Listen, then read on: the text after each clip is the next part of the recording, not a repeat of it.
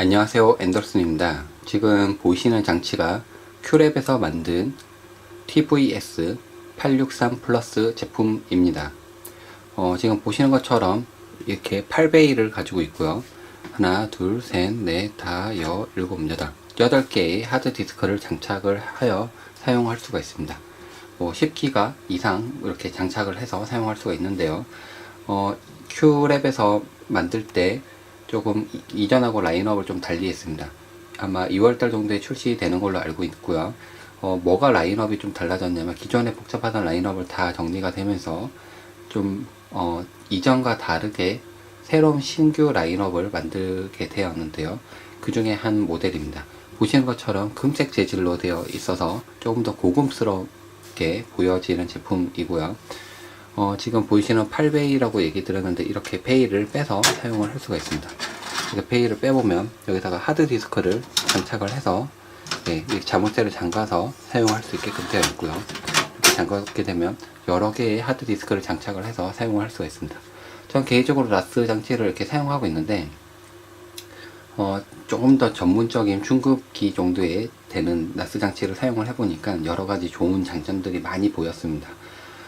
나스 장치를 사용하면서 이런 하드디스크에다가 기업에서만 사용하는 것이 아니라 개인들도 여기다가 이제 사진을 넣거나 동영상을 넣거나 이런 개인 스토리지로 충분히 사용할 수 있는 그런 제품입니다. 상당히 좋은 제품이고요. 이게 위에 상단을 좀 눌러보면 이렇게 할당받은 IP가 나오는데요. 밑으로 눌러보면 랜 1번, 2번 지금 두 번째 거고요. 3번까지 랜을 3개까지 장착을 할 수가 있고 이 모델명이 나오네요. 어쨌든 이렇게 눌러보면 뒷부분에 보면 랜을 여러 개 장착을 해서 좀 더 빠른 속도를 만들게끔 되어 있고요. 그래픽적인 부분이나 이런 등등을 좀 이전 버전과 달리 라인업 하면서 많이 개선을 했다고 합니다. AMD 제품하고 이제 합작을 하면서 좀 더 다르게 라인업이 나온 건데요. 실제로 사용해 보는 거를 보여드리도록 하겠습니다. 지금 TV에서 외부 입력을 눌러서 지금 나스 장치를 찾고 있는데요. 여기 하단에 보면 여기 나스 장치가 보이는 것을 볼 수가 있습니다. 나스를 선택을 하게 되면 폴더 선택이 나오고 지금 TV랑 같이 연결을 나스를 해둔 상태고요. 어떻게 볼 거냐, 폴더별로 보자 라고 해서 저는 퍼블릭에다가 동영상을 넣어놨는데 동영상, 사진, 음악들을 넣어놨습니다. 동영상을 눌러서 저는 캠코더로 동영상을 많이 찍었는데요. 캠코더로 찍은 동영상을 한번 재생을 시켜 보도록 하겠습니다. 우리 애기 사진, 애기 동영상을 찍었는데 간단하게만 보여드리겠습니다. 우리 애기 동영상, 제가 지금 찍고 있는 소니 캠코더로 동영상을 많이 찍는데요. 애아빠다 보니까 아기 사진을 제일 많이 찍게끔 되죠. 그러면서 동영상을 관리할 때 나스 장치 같은 데다가 저장을 해놨다가 여러 사람들한테 공유도 해주고 파일 저장을 해주는 목적으로 사용하기 충분히 하였습니다. 소니가 약간 이렇게 자체 코덱을 가지고 있어서 이 부분을 제한하는데 조금 딜레이가 있을 수도 있더라고요. 그런데 자체적으로 이제 나스 장치에서 인코딩 부분을 풀어서 해주는 부분도 있었습니다. 그리고 다른 동영상을 보면 제가 직캠도 찍은 게 하나 있는데 나인스 뮤지스의 직캠을 하나 찍었습니다. 그래서 직캠을 하나만 보여드리죠. 개인적으로 찍은 나인스 뮤지스 연예인 직캠을 찍은 거고요. 색깔은 이렇게 파란색이 막 도는데 이제 불빛 때문에 그런 거고, 이제 조명을 좀 맞추면은 이제 보는 걸 볼 수 있습니다. 보통은 이거보다는 이제 동영상을 실제로 제일 많이 보는데 영화 같은 거를 영화 같은 것도 재생이 자연스럽게 잘 됩니다. 이상 간단하게 나스에 대해서 알아보았습니다. 안녕하세요, 앤더슨입니다. 지금 아이패드 에어가 있고요. 그 다음에 스마트폰이 하나 있습니다. G 플렉스 2가 있는데요. 나스 장치를 사용하다 보면 여러 디바이스들을 물려서 사용을 할 수가 있습니다. 스마트폰도 있고 태블릿도 있고 그 다음에 패블릿도 있고 등등등 여러 디바이스들이 있는데, 실제로 와이프와 사용을 하다 보면 여러 디바이스랑 사용할 필요성을 많이 느끼게 됩니다. 저는 동영상을 이제 이것저것 올려둔 거를 이제 와이프하고 같이 보기를 원하는데 그럴 때 사용할 수가 있습니다. 간단하게 지금 나스 장치에 지금 관리자 페이지 접속을 했고요. 그 다음에 이제 아이패드 애플 제품하고 그 다음에 이제 안드로이드 제품을 통해서 나스 장치로 접근해서 사용하는 방법에 대해서 간단히 알려드리도록 하겠습니다. 지금 보이시는 게 지금 스마트폰에다가 모바일 앱을 설치를 해놨는데요. 큐포트, 큐파일, 큐매니저먼트, 큐비디오라고 되어 있습니다.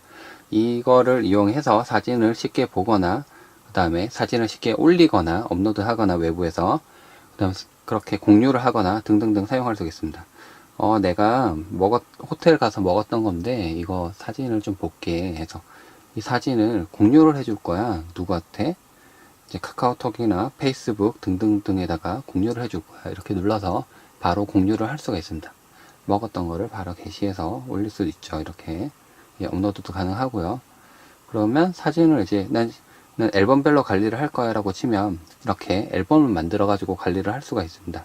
미나 사진을 따로 올렸는데 업로드를 하면 자동적으로 폴더를 생성을 해 주더라고요. 그리고 추가적으로 폴더를 만들 수도 있는데 누구와 공유를 해줄래? 난 나스 장치를 사용하는 사람들하고 공유를 해줄 거야 라고 해서 이렇게 계정을 만든 사람들만 사용할 수 있게끔 아니면 외부에서 접속을 할 수 있게끔 아니면 다음 날짜까지만 유효하게끔 사진을 친구들하고 모임을 왔는데 잘 놀고 사진 정리를 한 다음에 공유를 이렇게 해줄 수도 있습니다. 실제로 이렇게 사용해서 앨범 만들게 되면 이렇게 우리 딸이라고 제가 폴더를 만들었는데 지금 사진 정리는 다 안 했습니다. 날짜별로 해서 사진을 볼 수도 있고요. 이렇게 눌러서 날짜별로도 필터링을 모두 할 수가 있습니다. 그리고 이제 비밀 컬렉션이라고 해서 자신만 볼 수 있게끔 앨범을 만들어서 다른 사람하고 공유하지 않고 자신의 비밀 컬렉션을 만들 수도 있습니다. 이렇게 해서 앨범 관리를 할 때 상당히 유용하더라고요. 솔직히 DSLR로 사진을 너무 많이 찍는데 이 사진을 이제 다 정리를 해서 앨범별로 관리할 필요가 있는데 사진별로 태그를 만들거나 앨범에다가 다 중복으로 넣을 수도 있고 등등등 기능을 사용해서 사진을 다 관리를 할 수 있기 때문에 상당히 유용하게 사용할 수가 있었습니다. 사진 업로드 하는 걸 간단하게만 보여드릴게요.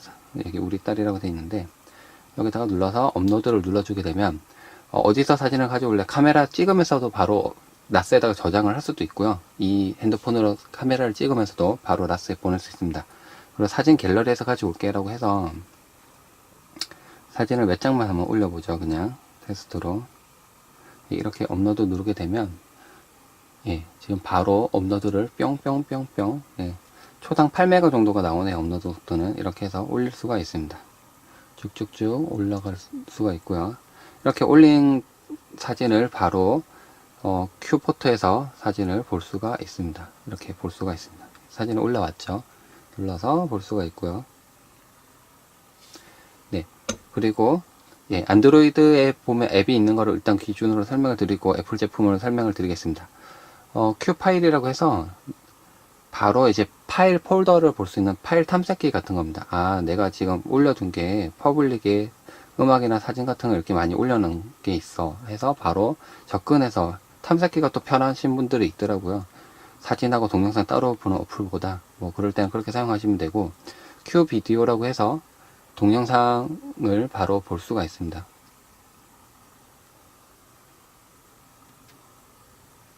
볼 수가 있습니다. 제가 개인적으로 만들어 둔 폴더이고요. 비디오도 역시 컬렉션을 할 수가 있습니다. 제가 나인스 뮤지스를 직캠을 찍었던 게 있는데 이거를 바로 만들어서 특정 5일 동안만 이제 나스 사용자들한테 공유를 해둔 상태입니다. 그렇기 때문에 이 나스에 접속하는 사용자들은 이 폴더를 볼 수가 있는 거죠. 그리고 비디오는 이제 쉐어되어 있는 비디오를 보게 되면 여러 동영상들을 볼 수가 있습니다. 동영상 재생은 잘 되고요. 자막 있는 것도 SRT로 만들어 놓게 되면 확장자명을 잘 재생이 됩니다. 이렇게 해서 스마트폰으로도 쉽게 동영상을 볼 수가 있습니다. 개인 동영상이라든지 캠코더로 많이 찍기 때문에 그런 동영상들을 쉽게 관리를 할 수가 있습니다. 소니캠으로 찍었던 건데 이게 화질을 원본으로 해서 볼 수도 있고 이렇게 1080p든지 240p라든지 등등등 화질을 낮춰서도 볼 수가 있습니다. 이렇게 재생을 시키면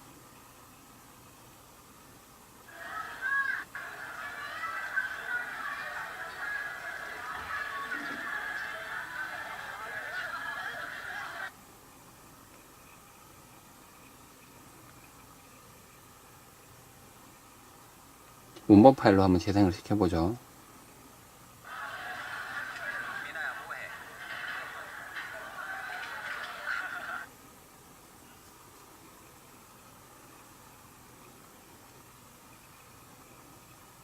예, 뭐 동영상 아무거나 재생을 시켜보도록 하겠습니다. 원본 파일로 재생을 시켜보면